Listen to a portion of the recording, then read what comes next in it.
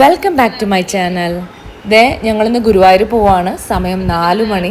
കുളിച്ച് കുട്ടപ്പനായിട്ട് ഇരിക്കണം. ആരാ നോക്കിയേ, സ്കൂളുള്ള ദിവസം അതല്ല കേട്ടോ. പക്ഷേ സ്കൂളില്ല, എങ്ങടെങ്കിലും പോവാനാന്ന് അറിഞ്ഞാൽ ഇത്രയ്ക്ക് കുട്ടപ്പനായി പെയിൻറ്റിങ് ഒക്കെ ചെയ്യുന്നുണ്ട് കേട്ടോ.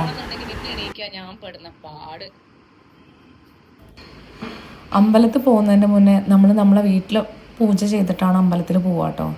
അത് ഒരു പാട്ടിൽ തന്നെ പറയുന്നുണ്ടല്ലോ, മച്ചകത്തമ്മയെ കാൽ തൊട്ട് വന്ദിച്ച് മകനെ തുടങ്ങുന്ന യാത്ര, അങ്ങനെ എന്തോ ഒന്ന്. സോ അപ്പോൾ നമ്മൾ അമ്പലത്തിൽ പോകുന്നതിന് മുമ്പേ നമ്മളെ വീട്ടിൽ പ്രാർത്ഥിച്ചിട്ടാണ് നമ്മൾ അങ്ങോട്ട് ഇറങ്ങുക. അമ്മ വന്നു കേട്ടോ. അമ്മ വളരെ പങ്ക്ച്വല, പറഞ്ഞ സമയത്ത് തന്നെ അമ്മ കുളിച്ച് സുന്ദരിയെ വന്നിരിക്കുന്നു.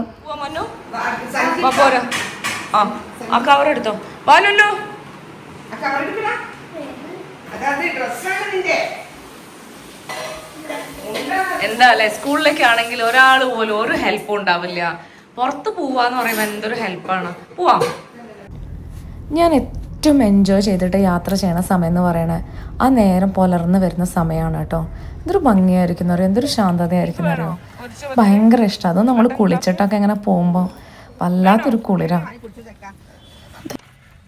വേണം മന്നൂട്ടാ, എടുത്തോ. എന്താ വേണ്ടേ? കൈ പൊള്ളിയോ?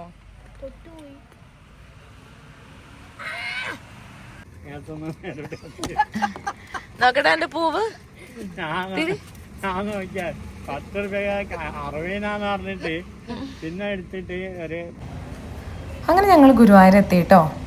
ഇനി വേഗം എവിടെയെങ്കിലും ഒന്ന് ഫോണ് കൊടുക്കണം, എന്നിട്ട് ഗുരുവായൂരപ്പനൊന്ന് വേഗം കണ്ടിട്ട് തിരിച്ചു വരാം കേട്ടോ. നന്നായിട്ട് ദർശനമൊക്കെ കഴിഞ്ഞു, പ്രസാദമൊക്കെ കിട്ടിയിട്ട് ഞങ്ങൾ വന്നു കേട്ടോ പുറത്തേക്ക്. അപ്പോഴാണ് ഞങ്ങളുടെ കണ്ണിലൊരു ആന പെട്ടത് കേട്ടോ.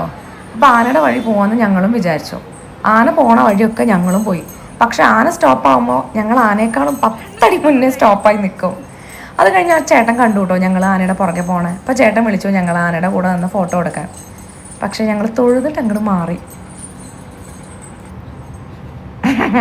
തിരിച്ചു വരുമ്പോൾ ഒരു ബുക്ക് വാങ്ങി കേട്ടോ.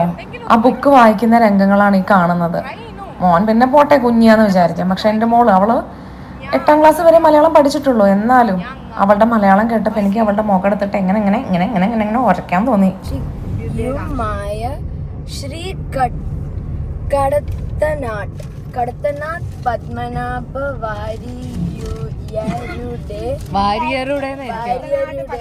വാര്യരുടെ ശ്രീകൃഷ്ണ കഥകൾ എന്ന ഈ രചന പ്രസിദ്ധീകരിക്കുവാൻ അവസരം കിട്ടിയതിൽ ഞങ്ങൾ അതിയായി സന്തോഷിക്കുന്നു.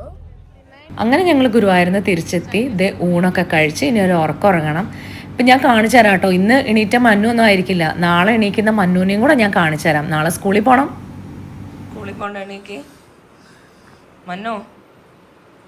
മന്നുട്ടി, മന്നു ശുണ്ടു, അമ്മൻ്റെ ശുണ്ടു എവിടെ? അമ്മൻ്റെ വാവ എവരെ? എനിക്ക് വാ, ഇങ്ങോട്ട് വീടല്ലേ, വീട് പോവും. ഇതൊന്നും അല്ല ഗൈസ്, 1/2 മണിക്കൂർ ഞാൻ ഇങ്ങനെ വിളിച്ചോണ്ടിരിക്കണം. ഇതാണ് സ്കൂളിൽ പോകുമ്പോഴുള്ള അവസ്ഥ. നേരെ മറിച്ച് വല്ല ടൂറും ആണെങ്കിലോ എൻ്റെ മന്നു എണീച്ച് കുളിച്ചിട്ടുണ്ടാവും ഈ സമയത്ത്. സോ നിങ്ങളെ ഞാൻ ബോറടിപ്പിക്കുന്നില്ല. Thanks for watching my channel.